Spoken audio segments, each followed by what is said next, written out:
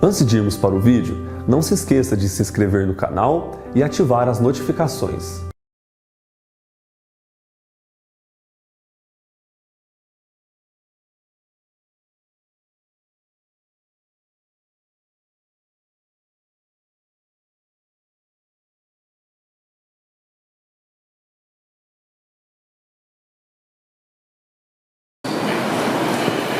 Bom dia, irmãos, quero saudar a todos com a paz do Senhor Jesus e convidá-los a abrir a palavra de Deus em Romanos capítulo 3.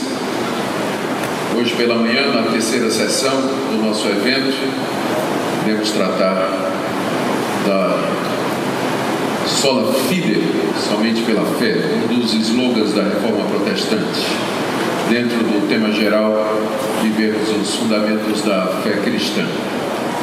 Quando os irmãos procuram, quero falar da minha satisfação de estar aqui, minha alegria e agradecer o privilégio de ter sido convidado para participar desse evento. Romanos capítulo 3, vamos do verso 19 até o verso 31. Ora, sabemos que tudo que a lei diz, aos que vivem na lei o diz, para que se cale toda a boca e todo mundo seja culpável perante Deus. Visto que ninguém será justificado diante dele por obras da lei, em razão de que pela lei vem o pleno conhecimento do pecado. Mas agora sem lei se manifestou a justiça de Deus, testemunhada pela lei e pelos profetas. Justiça de Deus mediante a fé em Jesus Cristo para todos e sobre todos os que creem, porque não há distinção. Pois todos pecaram e carecem da glória de Deus, sendo justificados gratuitamente por sua graça, mediante a redenção que há em Cristo Jesus, a quem Deus propôs no seu sangue como propiciação, mediante a fé, para manifestar a sua justiça, por ter Deus, na sua tolerância, deixado impunes os pecados anteriormente cometidos, tendo em vista a manifestação da sua justiça no tempo presente, para ele mesmo ser justo e o justificador daquele que tem fé em Jesus. Onde, pois, a jactância foi de todo excluída, porque lei das obras? Não, pelo contrário, pela lei da fé. Concluímos, pois, que o homem é justificado pela fé, independentemente das obras da lei. É porventura Deus somente dos judeus? Não é também dos gentios? Sim, também dos gentios, visto que Deus é um só, o qual justificará por fé o circunciso e mediante a fé o incircunciso. Anulamos, pois, a lei pela fé? Não de maneira nenhuma, antes confirmamos a lei. Até aqui a leitura da palavra de Deus. Nós vamos orar mais uma vez. Ó Deus, nos pedimos que o Senhor ilumine os olhos do nosso coração para compreendermos a Tua palavra. Especialmente, Senhor, essa revelação que nos fizeste da maneira pela qual Tu justificas o pecador. Ajuda-nos a compreender e nos apropriarmos pela fé dos méritos do Senhor Jesus, na cruz e na ressurreição. Fala o nosso coração, ensina-nos a respeito da fé, da graça, é o que pedimos em nome de Jesus. Amém. Meus irmãos, o apóstolo Paulo escreveu a carta aos Romanos com o objetivo de preparar uma visita sua à igreja de Roma. Ele tinha terminado o seu ministério, pelo menos ele assim pensava, ao redor da bacia do Mediterrâneo, onde durante cerca de 10 a 15 anos ele vinha plantando igrejas nas principais províncias do Império, naquela região. E agora, achando que não tinha mais campo de trabalho ali, uma vez que o alvo dele era sempre anunciar Cristo, onde Cristo antes não havia sido anunciado, ele coloca os olhos na Espanha, onde ele pretende ir e pregar o Evangelho. Só que ele precisava do apoio de irmãos, de igrejas, nesse empreendimento missionário. E Roma era a cidade onde havia um número suficiente de cristãos e de igrejas que poderiam suportar ou apoiar esse propósito missionário que o apóstolo Paulo tinha. Acontece que Paulo não era conhecido da igreja, ele não é o fundador da igreja de Roma. Roma foi provavelmente fundada, a igreja de Roma foi provavelmente fundada pelos romanos que são mencionados lá em Atos capítulo 2, que se converteram em Jerusalém durante o dia de Pentecostes, e quando voltaram para a cidade, eles começaram às comunidades cristãs de lá. Havia muitos boatos a respeito do apóstolo Paulo que eram difundidos pelos seus inimigos, especialmente aqueles que nós chamamos de judaizantes, que eram judeus, parte deles fariseus, que haviam abraçado a ideia de que Jesus Cristo era o Messias, mas que insistiam na manutenção das obras da lei, particularmente circuncisão, a dieta religiosa e o calendário sagrado dos judeus, como sendo necessários não somente para a salvação, mas para que os não-judeus fizessem parte da comunhão da igreja, pudessem se sentar à mesa com os judeus. E como Paulo não cria nisso, como Paulo entendia que as obras da lei, especialmente essas 3 marcas distintivas do judaísmo, elas tinham completado o seu propósito, haviam sido cumpridas em Cristo Jesus, Paulo ensinava que o homem é justificado pela fé em Cristo Jesus, sem as obras da lei. Ele não carece de obras ou de qualquer atitude meritória para que seja considerado por Deus como justo. Essa declaração ou essa consideração Deus faz graciosamente mediante a fé em Cristo Jesus sobre todo o que crê, tanto judeu como gentil. Esse era o evangelho que Paulo pregava. Os judaizantes discordavam, é o nome que nós damos a esse pessoal, eles discordavam do apóstolo Paulo e sistematicamente minavam o trabalho dele em regiões como, por exemplo, na Galácia, como vocês estão aprendendo com o reverendo Leandro, na exposição que ele está fazendo da carta aos Gálatas. Sistematicamente, essas pessoas vinham nas pisadas do apóstolo Paulo e procuravam convencer aquelas pessoas que haviam crido em Cristo através de Paulo, que eles precisavam guardar as obras da lei para poderem ser completamente salvos. Então, esse mesmo pessoal passava boatos a respeito de Paulo, que Paulo era um renegado, que Paulo havia abandonado a gloriosa tradição dos seus pais, que era o judaísmo, que Paulo pregava contra o templo, que Paulo impedia os judeus de circuncidarem seus filhos e outras acusações sem sentido. E esses rumores sobre o apóstolo Paulo corriam na igreja de Roma. Agora, Paulo pretendia passar na igreja de Roma, apresentar-se e receber o apoio deles para fazer o trabalho missionário na Espanha. Então, como ele ia lidar com tudo isso?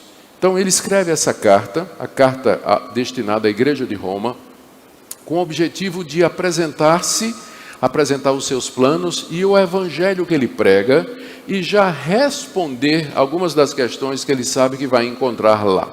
Questões relacionadas com o judaísmo, as obras da lei, a justificação em Cristo Jesus e a salvação pela graça.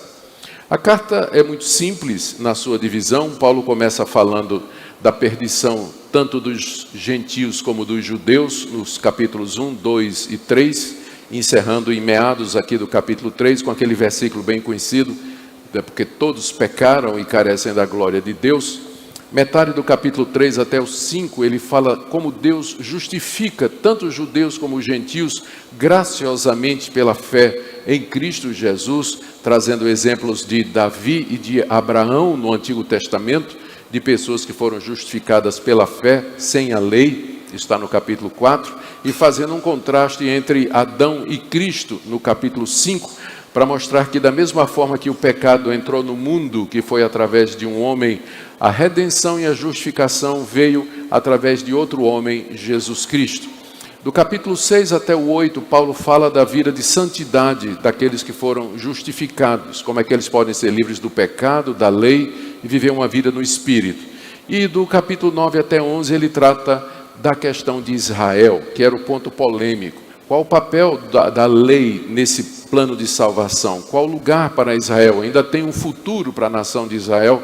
Ele vai até o capítulo 11. De 12 a 16 é a parte prática da epístola, por assim dizer, onde Paulo tenta abordar algumas questões práticas que ele sabia que estavam acontecendo na igreja de Roma, especialmente a relação entre judeus e gentios ali. Essa é a carta aos Romanos. E o texto que eu li para vocês é exatamente o miolo da segunda parte, onde Paulo está explicando de que maneira Deus justifica pecadores sem as obras da lei.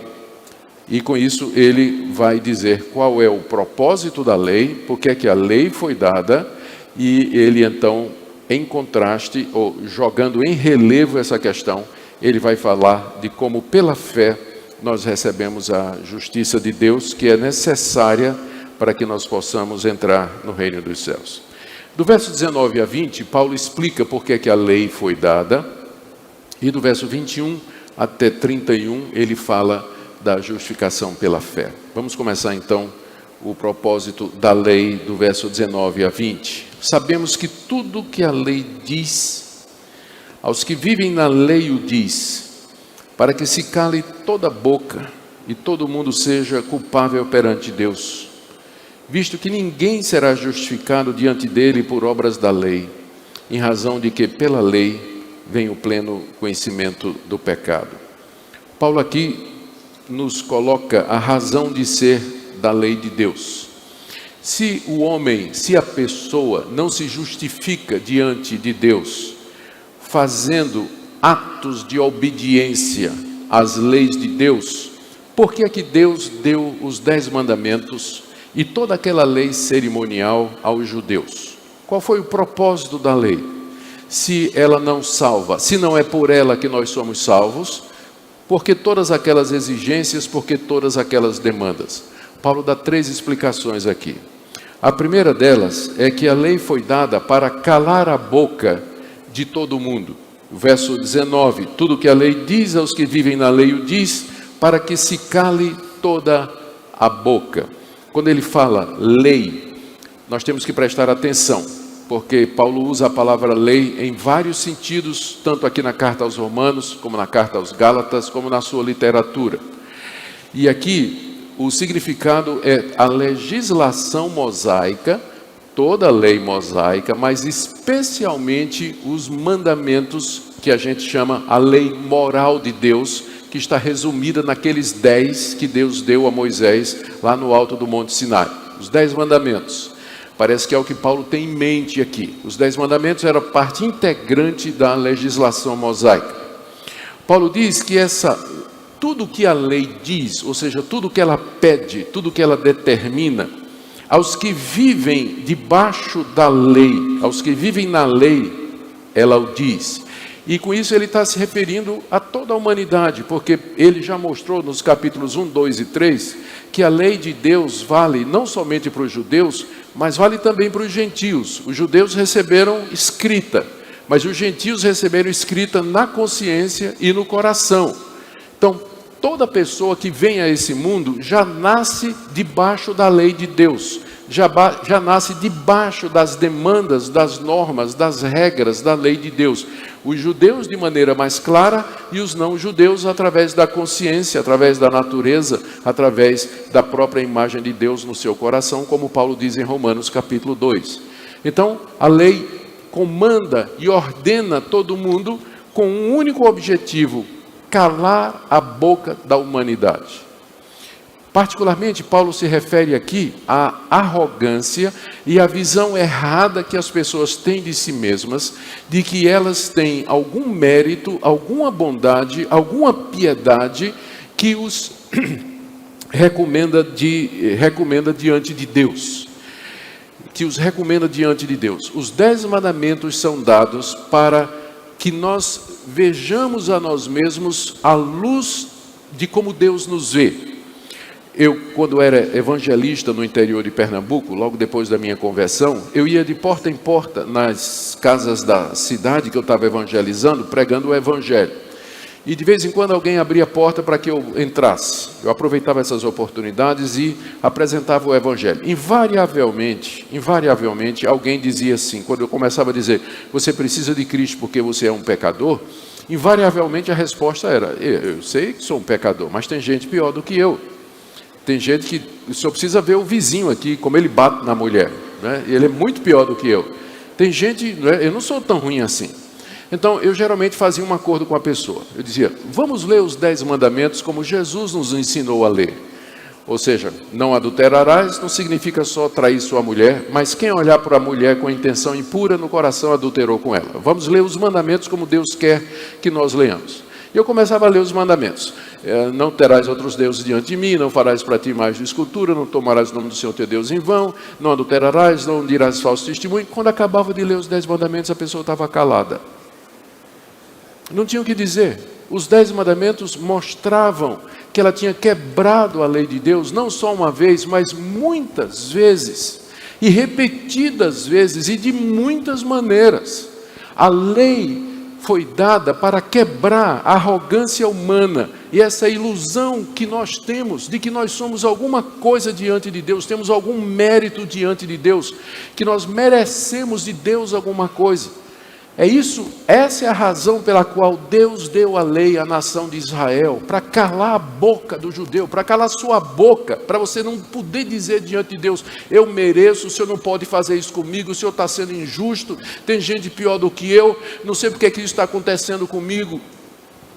Então a lei foi dada para isso, não para salvar você, mas para colocar você no seu devido lugar. Foi por isso que a lei foi dada. Segunda razão, final do verso 19. Para que todo mundo seja culpável diante de Deus. Para que todo mundo seja culpável diante de Deus. Onde não tem lei, também não tem pecado e, portanto, não tem culpa. A lei de Deus foi dada para tornar a humanidade toda culpável, para que Deus possa dizer por que é que Ele vai lhe culpar. Para que Deus possa dizer assim, eis a razão pela qual você vai para o inferno. Porque você quebrou esses mandamentos aqui. Você me desobedeceu em todos os meus estatutos e todas as minhas ordenanças. Então é por isso que você é culpado. A lei foi dada para caracterizar a culpa e dar base do julgamento de Deus e da condenação de Deus aqui no dia do juízo. A lei foi dada para calar sua boca, você não tem defesa diante de Deus, e para caracterizar a sua culpa no dia da condenação. A lei, o problema não é a lei de Deus é santa, é justa, é boa, Paulo vai dizer isso no capítulo 7 dessa carta. Só que a lei, ela é dada a pecadores como vocês e como eu. E a própria existência da lei, as próprias demandas da lei, já por contraste mostram a rebelião e o desejo de transgredir do meu coração.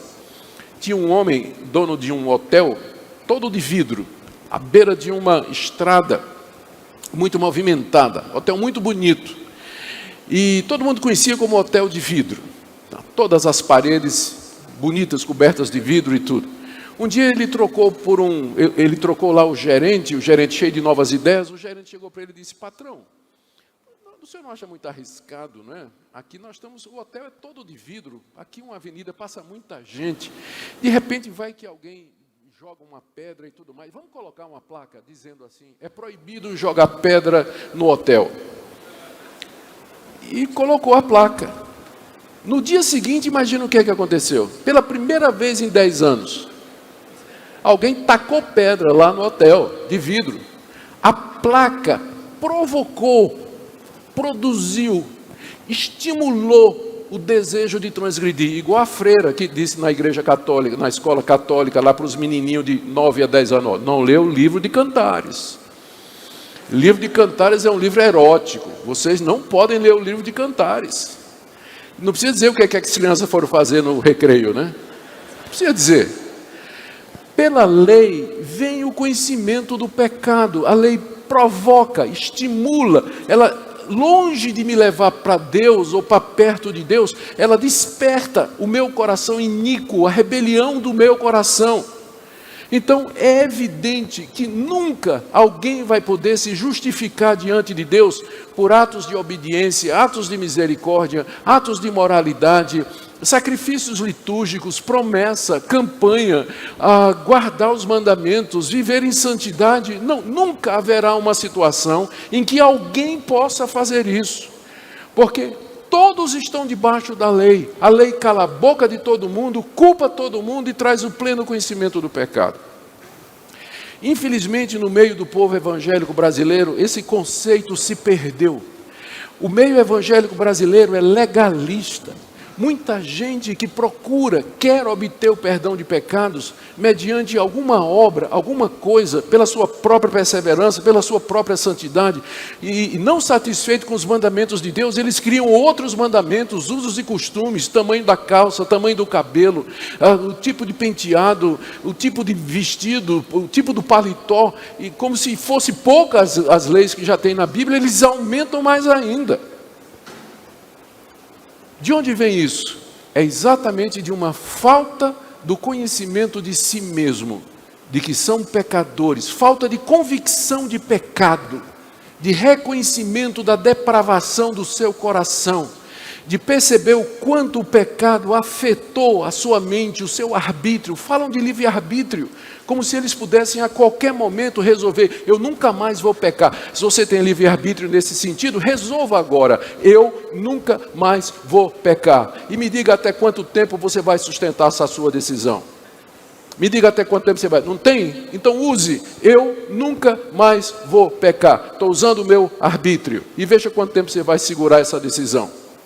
As pessoas não têm essa visão bíblica da depravação total e da profundidade em que o pecado corrompeu as faculdades humanas. Por isso tem esse legalismo no meio evangélico, de pessoas que querem receber de Deus alguma coisa, o perdão de pecados, o favor de Deus, mediante mérito, mediante alguma coisa que elas façam. Mas, verso 21, agora é a palavrinha mais importante aí, né? Mas, porque ela indica a ação de Deus.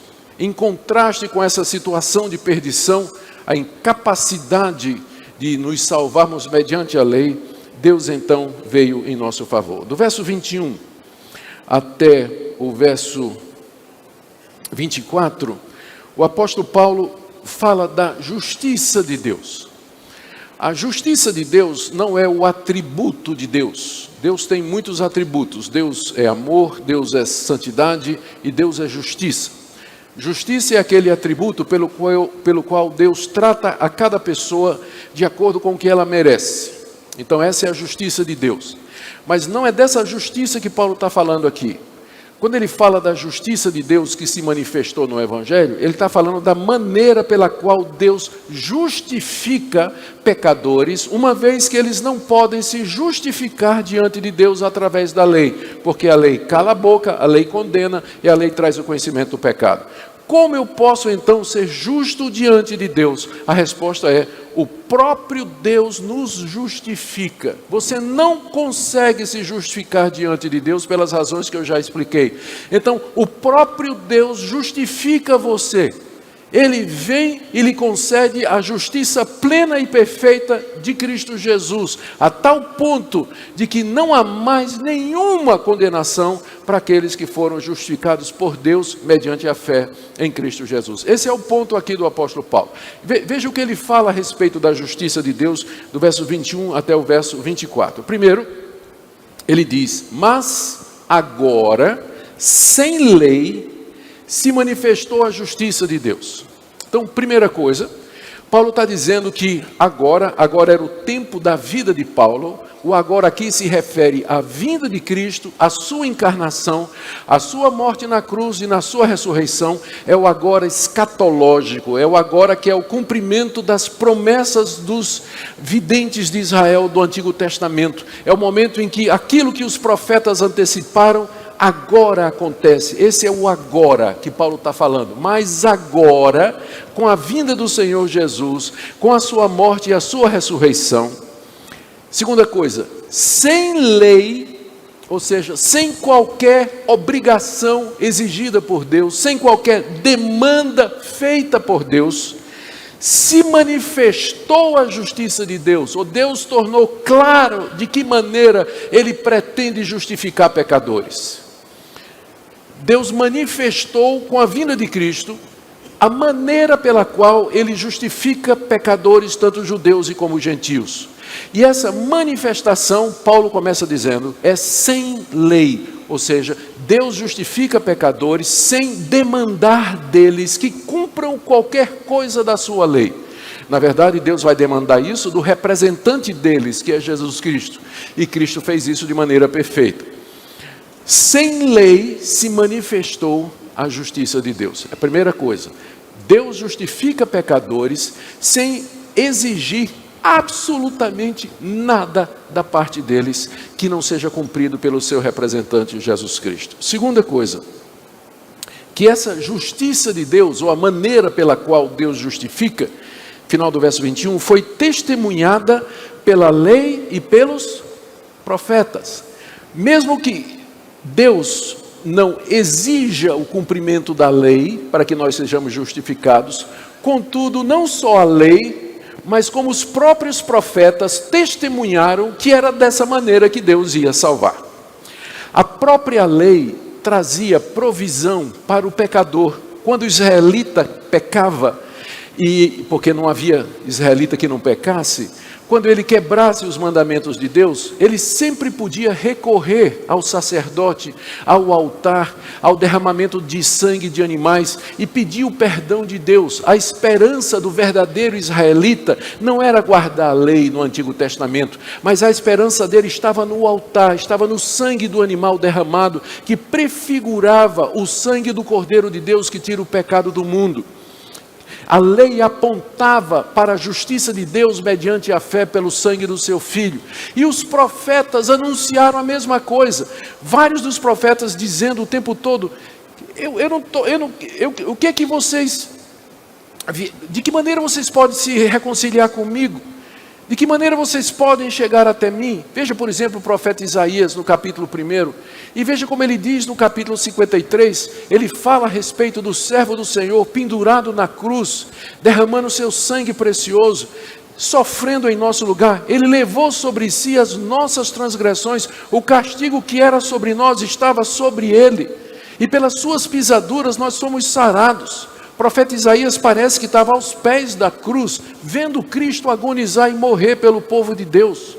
A lei e os profetas testemunharam que Deus justifica o pecador sem as obras da lei, mediante o sacrifício do seu Filho Jesus Cristo. É a segunda coisa que Paulo diz aqui. A justiça de Deus se manifestou, primeiro, sem lei, ou seja, Deus não requer absolutamente nada do pecador para que ele seja justificado. Segundo, essa justiça, ela já foi anunciada no Antigo Testamento, na lei e nos profetas. Isso não é uma invenção do apóstolo Paulo, não é alguma coisa que ele tirou da cartola ou tirou da manga. Terceira coisa, que essa justiça de Deus, ela é dada mediante a fé. Veja o verso 22. Verso 22. Com licença, servidos.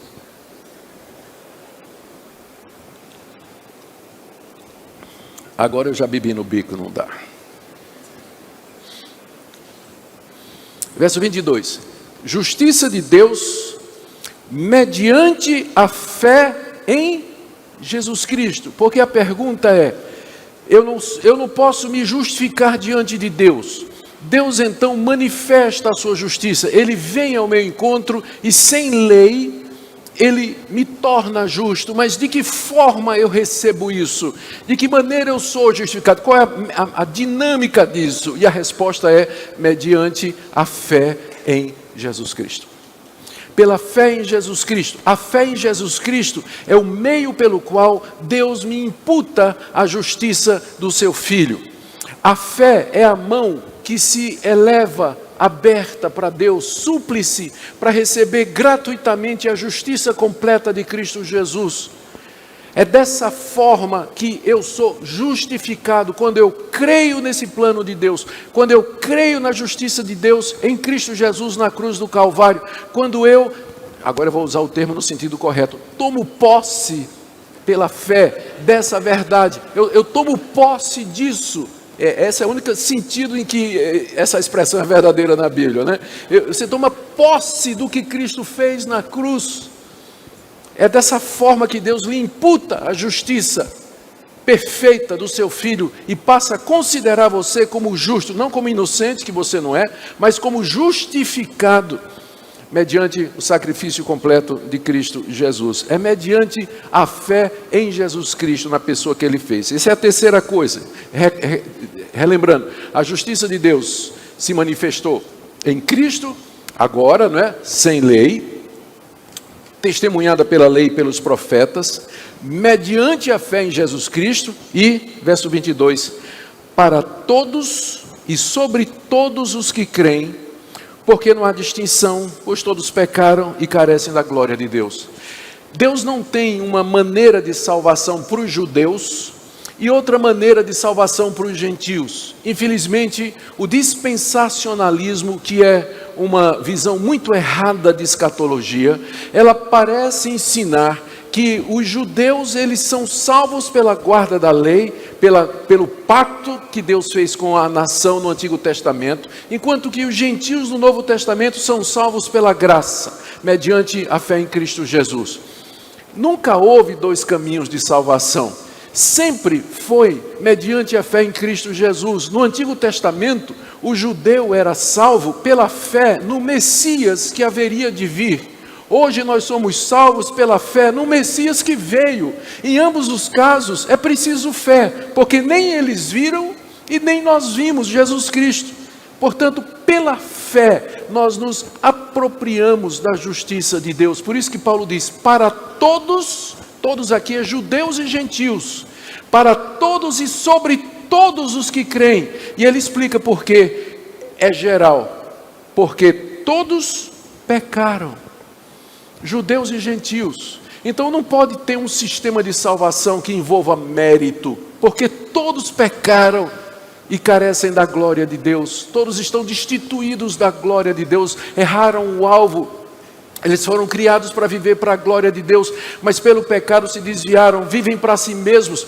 Não há um justo, não há um sequer, não há quem obedeça, não há temor de Deus diante dos seus olhos. Por isso, Deus não justifica alguns por mérito, por obras, e outros pela graça, pela fé. É para todos e sobre todos, porque todos pecaram e carecem da glória de Deus. É isso que nivela você e eu. Sabe o que é que nos nivela? Não é o nosso mérito ou o nosso valor. O que nos nivela é exatamente o nosso pecado. Todos pecaram, judeus, gentios, os crentes do Antigo Testamento, do Novo, eu, você, todos. Por isso, a justificação, ela é por um método somente, de uma forma somente. Se Deus não vier nos justificar, se Deus não vier nos perdoar, se Ele não vier propiciar os nossos pecados, nós todos vamos ficar de boca calada, todos nós seremos culpados, e tendo conhecimento dos nossos pecados, nós iremos para o inferno com justiça, porque nossos atos merecem. Mas agora, sem lei, se revelou a justiça de Deus, testemunhada pela lei e pelos profetas, justiça de Deus mediante a fé em Jesus Cristo, para todos e sobre todos os que creem, porque todos pecaram e carecem da glória de Deus. A última coisa que Paulo afirma aqui, no verso 24, sobre a justiça de Deus, final, no verso 24, depois de dizer no verso 23, pois todos pecaram e carecem da glória de Deus, ele diz, sendo justificados gratuitamente pela sua graça. Justificados gratuitamente por sua graça. Justificação, repetindo, é aquele ato pelo qual Deus considera o pecador justo. Ele considera o pecador como justo. Deus faz isso sem lei. Paulo diz aqui que nós somos justificados gratuitamente. Ou seja, o que é que você tem que dar a Deus? Ou o que é que você precisa fazer para que Deus lhe justifique? A resposta é nada. É isso que a palavra graça significa. E para que não fique dúvida, Paulo diz, justificados gratuitamente pela sua graça. Parece uma repetição desnecessária, né? Mas Paulo está enfatizando isso, que a justificação, ela é pela graça de Deus. Por que é a graça de Deus? Porque é Deus quem toma a iniciativa, é Deus quem providenciou os meios, é Deus quem mandou o seu Filho, é Deus que vem atrás do pecador, é Deus que abre os olhos do pecador, é Deus que regenera o pecador, é Deus que lhe imputa a justiça de Cristo, é Deus quem cancela os seus débitos e é Deus que lhe faz herdeiro da vida eterna, da imortalidade e da incorrupção. Por isso é pela graça, a salvação do começo ao fim é obra de Deus, justificados gratuitamente pela sua graça. Então, essa é a maneira pela qual Deus justifica pecadores, pela fé em Cristo Jesus, e não por mérito. E note que Paulo aqui não considera a fé como meritória. A fé, como eu disse, é a mão súplice que se levanta para receber a graça de Deus, mas não consiste em qualquer mérito humano, A própria fé, como em Efésios capítulo 2 diz, é dom de Deus, pela graça sois salvos mediante a fé, e isso não vem de vós, é dom de Deus. Justificados então pela sua graça. Agora, vamos para a terceira parte do que Paulo está querendo dizer. Primeiro nós já vimos por que Deus deu a lei. A lei foi dada para calar sua boca, para lhe tornar culpável, lhe dar conhecimento do pecado, e por que você merece a condenação. Depois nós vimos como Deus gratuitamente justifica o pecador mediante a fé em Cristo Jesus. Isso é para todos e sobre todos, uma vez que todos pecaram e carecem da glória de Deus. Mas aí vem a pergunta, como é que Deus pode fazer isso sendo um Deus justo? Como é que Deus pode justificar pecadores? Todos nós ficamos indignados quando a gente vê algum juiz fazer um julgamento injusto, ou dar uma sentença que não é correta, inocentando o culpado ou apenando uma pessoa inocente. Há um senso de justiça em nós ficamos indignados com isso. Deus sendo justo, como é que Ele pode justificar pecadores? Não está errado isso. Deus dizer que você agora é justo, quando Deus sabe as imoralidades, os pensamentos impuros, a desobediência, a raiva, a mágoa, a inveja, a maledicência, a língua comprida. E como é que Deus vai dizer que você é justo? É o que Paulo vai explicar em seguida. De que maneira Deus pode continuar a ser justo e justificar pecadores. Final do verso 24, ele diz... Eu vou ler o verso 24 todo. Sendo justificados gratuitamente por sua graça, mediante, o mediante aqui introduz o meio, né? Através ou por meio da redenção que há em Cristo Jesus. O meio pelo qual Deus pode justificar pecadores gratuitamente por sua graça, sem as obras da lei, é a redenção que há em Cristo Jesus. Essa palavra redenção era uma palavra que era muito usada naquela época, no sentido de redimir ou resgatar um escravo. Você podia ir a uma praça, onde geralmente tinha o comércio de escravos, e ali você remia ou redimia um escravo pagando o preço dele. Depois você podia dar a liberdade dele se você quisesse. Esse termo às vezes é usado no Novo Testamento e traduzido na Septuaginta, a tradução grega do Antigo Testamento, para se referir ao que Deus fez com a nação de Israel. Deus redimiu a nação de Israel, tirando-a do cativeiro, através de sinais e prodígios, e dando o status de uma nação livre sob Deus, orientada através da lei de Deus. Em Cristo Jesus, a redenção, a livramento, a libertação do poder e da culpa do pecado. Essa é a maneira pela qual Deus pode justificar pecadores, porque a redenção deles, o pagamento dos pecados deles, foi feito pelo seu Filho Jesus, que é o tópico do verso seguinte: a quem Deus propôs no seu sangue como propiciação pela fé. A chave está aqui nessa palavra propiciação. O que Paulo está dizendo? Deus justifica gratuitamente pela sua graça, através da redenção que há em Cristo Jesus. Essa redenção consiste no pagamento dos pecados pelo sangue de Cristo. A palavra que Paulo usa aqui, que eu disse que é importante, é a palavra propiciação. Está vendo aí, no início do verso 25? A quem Deus propôs no seu sangue como propiciação. Mais uma vez, de quem foi a iniciativa? De Deus. Deus propôs. Foi Deus que veio. E Ele trouxe essa proposta, essa oferta. Ele trouxe esse caminho de justificação. Esse caminho é baseado na propiciação que há no sangue de Jesus. Propiciação é a tradução da palavra hilasterion, que é o termo que é usado para se referir, é o termo traduzido como propiciatório, que é o termo que se usa para referir a tampa da arca. Quando Deus mandou que Deus fizesse o tabernáculo, lá no Antigo Testamento, através de Moisés, Ele deu as dimensões de uma arca de madeira de acácia, que tinha que ser coberta de ouro, e que deveria ter uma tampa, onde 2 anjos se tocavam nas extremidades da asa, e essa tampa era chamada de propiciatório. Dentro da arca estavam guardados os 10 mandamentos.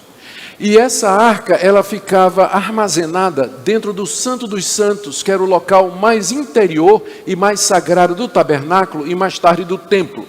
Só o sumo sacerdote podia entrar naquele lugar uma vez por ano, no dia da expiação, levando o sangue de um animal que era derramado, aspergido sobre a tampa da arca, e Deus se tornava propício à nação de Israel.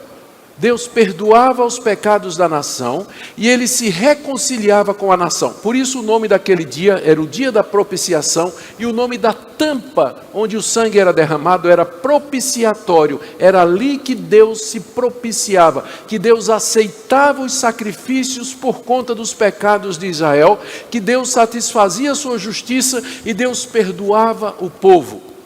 É o mesmo termo que Paulo está usando aqui para Jesus Cristo. Ele está dizendo que Deus propôs Jesus Cristo como propiciatório, ou seja, aquela tampa, aquele ritual do Antigo Testamento era um tipo, era um símbolo, era uma figura do que Cristo fez na cruz. Na cruz do Calvário, Ele derramou seu sangue precioso como propiciação pelos nossos pecados, e esse sangue cobriu a lei. Cobriu a lei. No Antigo Testamento, quando o sangue era derramado na tampa, o que estava dentro da arca? A lei que nos condena, mas o sangue cobria aquilo. Agora também, o sangue de Cristo da cruz cobre a lei, de maneira que a lei não pode mais me condenar, ela não pode mais me mandar para o inferno, ela não pode mais me colocar na situação de condenado eternamente ao sofrimento eterno. É dessa maneira que Deus pode justificar pecadores. Veja o que ele diz em seguida. Deus propôs no seu sangue como propiciação mediante a fé. Mais uma vez, Paulo está dizendo de que maneira isso me alcança. É mediante a fé, não é por mérito, não é por obra, não é por moralidade, não é pela lei. Eu tomo posse disso pela graça de Deus. A propiciação mediante a fé. Agora veja, verso 25. Para manifestar a sua justiça, por ter Deus, na sua tolerância, deixado impunes os pecados anteriormente cometidos, tendo em vista a manifestação da sua justiça no tempo presente, para Ele mesmo ser justo e justificador daquele que tem fé em Jesus. Deus é justo, Ele continua justo, em todo esse processo, Ele não cometeu injustiça nenhuma, considerando você como justo, e Ele é justificador daquele que tem fé em Jesus Cristo. Note que no final do verso 25, Paulo diz assim, que dessa forma Deus manifestou a sua justiça. A justiça aqui já é o atributo de Deus.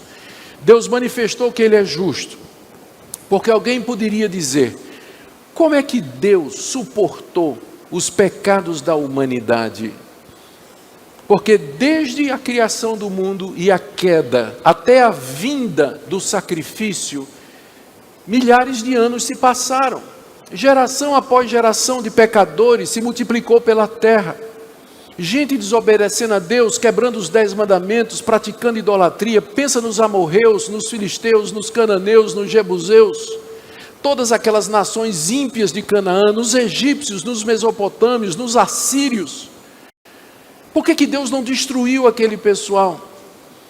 A resposta é que Deus deixou impune os pecados anteriormente cometidos. Agora entenda bem isso aqui. Isso não quer dizer que Deus simplesmente fez vista grossa e Deus não levou em conta o pecado dos gentios. O que quer dizer é que Deus, porque havia decretado no seu plano eterno a vinda da propiciação pelos pecados, Ele não desistiu da raça humana, dizendo assim: essa raça não presta, é uma raça de pecadores, eu vou mandar todo mundo para o inferno. Eu vou deixar que eles continuem no seu caminho e se percam no fogo eterno para todo sempre. Não.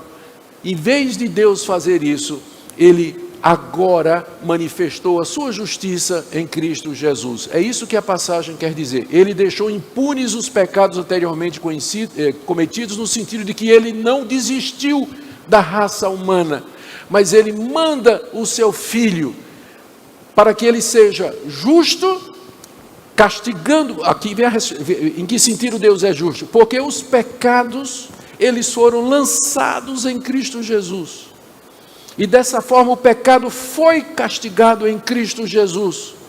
E agora Deus toma a justiça de Cristo e aplica ao pecador, e Ele então pode justificar pecadores. Na cruz existe essa troca cósmica. A justiça de Deus é satisfeita, os pecados são castigados. Eis o Cordeiro de Deus que tira o pecado do mundo. E a justiça de Cristo é aplicada ao seu povo, os que creem nele como Senhor e Salvador. E dessa forma Deus permanece justo, o pecado foi castigado, recebeu a devida condenação, e os que creem em Jesus Cristo podem receber perdão, serem justificados e receber a vida eterna. Essa é a doutrina da justificação pela fé em Cristo Jesus. Essa foi a doutrina fundamental da Reforma Protestante. Não foi inventada pelos protestantes, não foi inventada por Calvino, Lutero ou qualquer outro, mas eles simplesmente redescobriram que era dessa maneira que Deus justificava pecadores. Eu digo redescobriram porque durante a Idade Média essa doutrina se perdeu, ela foi acrescentada, ela foi mutilada, ela foi aleijada, ela foi editada. Entrou a participação do homem, a mediação de Maria e dos santos, o papel da Igreja Católica com os seus sacramentos, de forma que no final, na época da Reforma, o que havia era uma doutrina de salvação pelas obras, pela lei, pelo mérito, pelo sacramentalismo, pela igreja, pela liturgia, pela religião. E a doutrina de que Deus justifica livremente o pecador mediante a fé em Cristo Jesus, foi isso que Lutero descobriu, lendo esse livro, Romanos capítulo 1, versos 16 e 17, o justo viverá pela fé. E foi isso que começou a Reforma Protestante, e é isso que tem que ser redescoberto na igreja brasileira, no meio de tanto legalismo, no meio de tantos usos e costumes, de tantas práticas que as pessoas acrescentam à obra completa e perfeita de Cristo Jesus. 4 conclusões do apóstolo Paulo, eu vou correr aqui. A primeira delas no verso 27, sob a forma de pergunta. Na verdade ele faz várias perguntas aqui. Ele conclui usando esse recurso de pergunta. Primeira pergunta, verso 27. Onde está, pois, a jactância? Foi de todo excluída. Por que lei das obras? Não, pelo contrário, pela lei da fé. A primeira pergunta conclusiva de Paulo é: à luz de tudo isso, eu pergunto, existe lugar para a jactância? Jactância é orgulho, envaidecer-se, contar vantagem. Existe no evangelho bíblico espaço para o homem se gloriar de alguma coisa? Resposta de Paulo: não. Onde é que está a jactância? Foi excluída de todo. Aí ele pergunta: por que lei das obras? Não, pela lei da fé. Quando ele fala lei da fé, lei aqui quer dizer princípio, né? Pelo princípio da fé, pelo sistema de salvação baseado na fé. Esse sistema exclui a vanglória, ou seja, é impossível para um crente, uma pessoa que entendeu o Evangelho, que ela seja jactanciosa, que ela se envaideça, que ela se glorie, que ela conte vantagem, que ela se julgue superior aos outros, que ela condene e critique os outros, porque ela sabe que é uma pecadora, sabe que foi salva pela graça e pela misericórdia. Não tem espaço para esse espírito duro, inflexível, condenatório, juiz de todos, que a gente vê tão comum no meio evangélico. Parece que as pessoas nem se percebem de que elas receberam graça da parte de Deus. Me lembra aquela parábola que Jesus contou do homem que devia milhões ao rei, não podia pagar, o rei perdoou. O cara sai do palácio e encontrou um amigo que devia 10 conto, pegou o cara pelo pescoço, paga agora. E foram contar para o rei chamou o cara de servo ingrato, eu te perdoei 1 milhão que tu me devias, tu não podia perdoar teu amigo que te devia 10 real. É isso que a gente encontra hoje no meio evangélico, gente que não entendeu que o evangelho exclui a jactância. Segunda conclusão, verso 28. Concluímos, pois, que o homem é justificado pela fé, independentemente das obras da lei. É pela fé que é um dom de Deus, pela fé que é graça de Deus. Nós veremos isso hoje à noite, mais uma vez. É pela fé e não por obras que nós somos justificados diante de Deus, independentemente das obras da lei. Ou seja, sem relação com as obras da lei, não é pelo cumprimento da lei e das obrigações. Terceira conclusão, verso 29 e 30, pergunta de Paulo: e é porventura Deus somente dos judeus? Isso aqui que eu estou falando é só para os judeus? Não é Deus também dos gentios? Resposta: sim, Deus é também dos gentios, dos brasileiros, dos africanos, dos australianos, dos americanos, e não somente dos judeus. Visto que Deus é um só tem um Deus, o único Deus verdadeiro, o qual justificará por fé o circunciso, ou seja, Deus vai justificar pela fé em Cristo Jesus o judeu, que é circunciso, e mediante a fé, da mesma maneira, o não judeu, o incircunciso. É um Deus só e um só sistema de salvação. A salvação sempre foi mediante a graça, mediante a fé em Cristo Jesus. No Antigo Testamento, no Novo Testamento, até o dia de hoje. Nunca alguém se salvou mediante mérito, obra ou qualquer coisa que tenha sido feita. Última conclusão de Paulo, verso 31, e muito importante. Anulamos, pois, a lei pela fé? Ou seja, esse sistema de ser justificado pela fé, ele é contrário à lei de Deus, ele anula a lei. A lei não tem mais nenhum papel, não tem mais nenhuma função para aquele que é justificado pela fé. Resposta de Paulo: não, de maneira nenhuma. Antes, confirmamos a lei. Isso aqui é muito importante, porque de vez em quando eu recebo perguntas e comentários nas redes sociais de gente dizendo assim: eu tenho medo de acreditar nesse evangelho da graça, porque aí eu tenho medo de eu relaxar. Eu me considero salvo, me considero eleito de Deus, salvo pela graça e pela misericórdia. Eu tenho medo que o meu coração vai se sentir à vontade agora para poder pecar e fazer as outras coisas. Mas o efeito disso aqui é exatamente o contrário. Quando você entende que você é justificado pela graça de Deus, pelo amor de Deus, o seu coração se enche de gratidão, de amor a Deus. Você, na verdade, vai chegar diante de Deus e dizer assim: Deus, o Senhor me perdoou, eu, culpado, sem defesa dos meus pecados, apanhado com a boca na botija, merecedor de toda a tua ira, mas o Senhor, mediante o sangue do seu Filho, a propiciação que há em Jesus, o Senhor me justificou gratuitamente. O que é que eu posso fazer para te agradar? Resposta de Deus: não terás outros deuses diante de mim, não farás para ti imagem de escultura, não tomarás o nome do Senhor teu Deus em vão, lembra-te do dia de descanso, honra teu pai e tua mãe, não adulterarás, não dirás falso testemunho, não matarás, não cobiçarás nada do teu próximo. Lutero resumiu isso de uma forma, é atribuído a Lutero, preciso ver se é verdade, mas atribui-se a Lutero a seguinte frase: a lei me leva a Cristo para a justificação, E Cristo me leva à lei para santificação e gratidão. A lei é confirmada da seguinte maneira: ela permanece como sendo a exigência de Deus para nós, só que cumprida em Cristo Jesus. Ela permanece como norma de gratidão, nas palavras de Calvino. Como é que você vai agradar esse Deus que lhe justificou gratuitamente, esse Deus que lhe perdoou? O que é que você vai fazer? Que escolhas você vai tomar? A resposta está na lei de Deus. Faça essas coisas e Deus vai se agradar de você. Não para que você seja salvo, mas porque você já está salvo. É expressão da gratidão que você tem a Deus por tudo que Ele fez. A lei sempre vai permanecer, porque ela sempre vai ser aquele remédio para me lembrar que eu preciso de Cristo. Quando eu me esqueço de Cristo, que eu me torno afoito e quero andar pela minha própria força, a lei vem. E aí eu reconheço o meu lugar, minha boca se cala e digo: eu preciso de Cristo, eu preciso da propiciação que há no sangue precioso do Senhor Jesus. Queridos, eu não sei quantos de vocês aqui nessa manhã já entenderam plenamente o Evangelho da graça de Deus. Esse é o Evangelho que o Brasil precisa ouvir, mais do que qualquer outra coisa.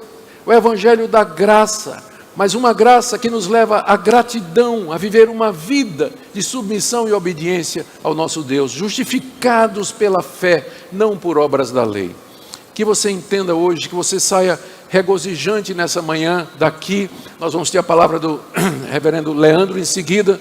Tenho certeza que vai na mesma linha que ele está expondo Gálatas. Gálatas e Romanos dizem a mesma coisa, não é? Então, vocês vão sair daqui com dose dupla da graça de Deus e da misericórdia de Deus.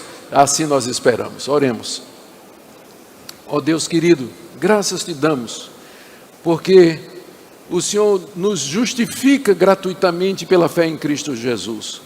Graças te damos que, independentemente das obras da lei, o Senhor nos torna seus, perdoando os nossos pecados pelo sangue precioso de Jesus.